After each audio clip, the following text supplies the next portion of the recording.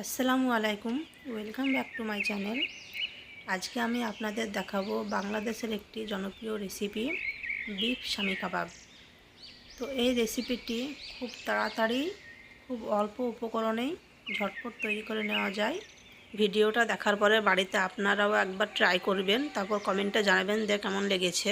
তো এখানে আমি গরুর মাংস এক বাটি ছোটো করে কেটে নিয়েছি ভেজানো ছোলার ডাল, আর কিছু কুচনো আদা, কয়েকটা রসুন, দিয়ে দিচ্ছি একটা গোটা পেঁয়াজ, দুটো শুকনো লঙ্কা, স্বাদমতো লবণ আর সামান্য একটু হলুদ।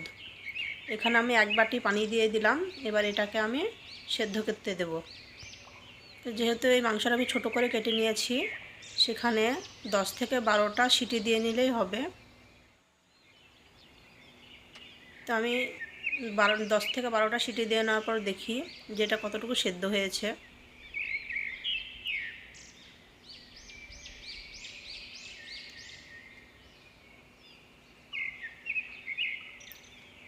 সেদ্ধ হয়ে গেছে মাংসটা। এরকম সেদ্ধ হলেই হবে, যেটা হাতে যেন গলে যায় সেরকম।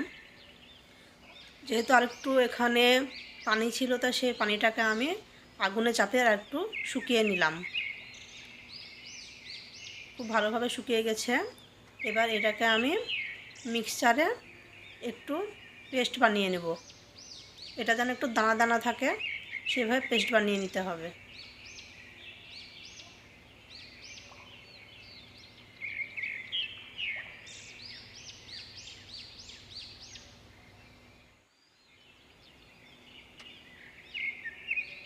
পেস্ট বানানো হয়ে গেছে। এবার এটাকে আমি একটা বাটির মধ্যে ঢেলে নিচ্ছি। এবার এখানে আমি 1 চামচ গোটা গোলমরিচ শুকনো তাওয়াতে ভেজে নিব। ভেজে নেওয়ার পরে এটাকে আমি হামানদিস্তার মধ্যে ভালো করে গুঁড়ো করে নেব। তো এই যে আমি এটাকে ভালো করে গুঁড়ো করে নিচ্ছি।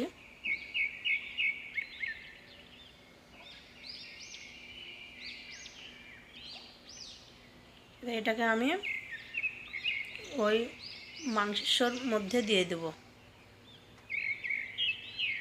গোলমরিচ গুঁড়োটা দিয়ে দিলাম। এবার দিয়ে দিচ্ছি সানরাইজের গরম মশলা গুঁড়ো, কালারের জন্য একটু কাশ্মীরি লঙ্কা গুঁড়ো, বিরিয়ানির মশলা, জিরে গুঁড়ো, ধনে গুঁড়ো, আর দিয়ে দিচ্ছি স্বাদ মতো লবণ। দিয়ে দিলাম 1 বাটি পেঁয়াজ কুচি, একটু ধনেপাতা কুচি আর একটু পাতিলেবুর রস। এটাকে একটু হাত দিয়ে ভালো করে মেখে নিব। ঘরে কাবাব মশলা থাকলে আপনারা দিয়ে দিতে পারেন, যেহেতু আমার কাছে ছিল না, তাই আমি এখানে বিরিয়ানি মশলাটাকে ব্যবহার করেছি। এবার এখানে আমি একটি ডিম দিয়ে দিচ্ছি। ডিম দিয়ে এটাকে আবার আমি ভালোভাবে মেখে নিব।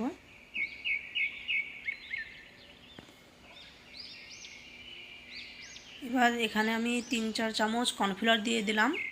তাহলে এটা একটু ভালো আঠালো হবে, শেপ দিতে ভালো হবে, আর এটার কারণে একটু মুচমুচেও হবে।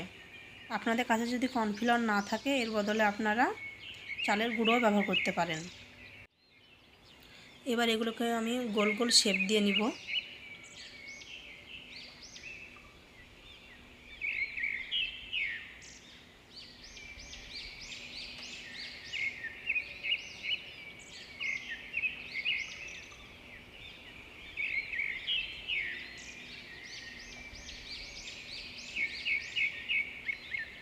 সবগুলো শেপ দেওয়া হয়ে গেছে। এবার আমি সাদা তেলে ভেজে নেব। একটু লাল লাল বাদামি করে ভেজে নিতে হবে। সবগুলো ভাজা হয়ে গেছে, এবার আমি তুলে নেব।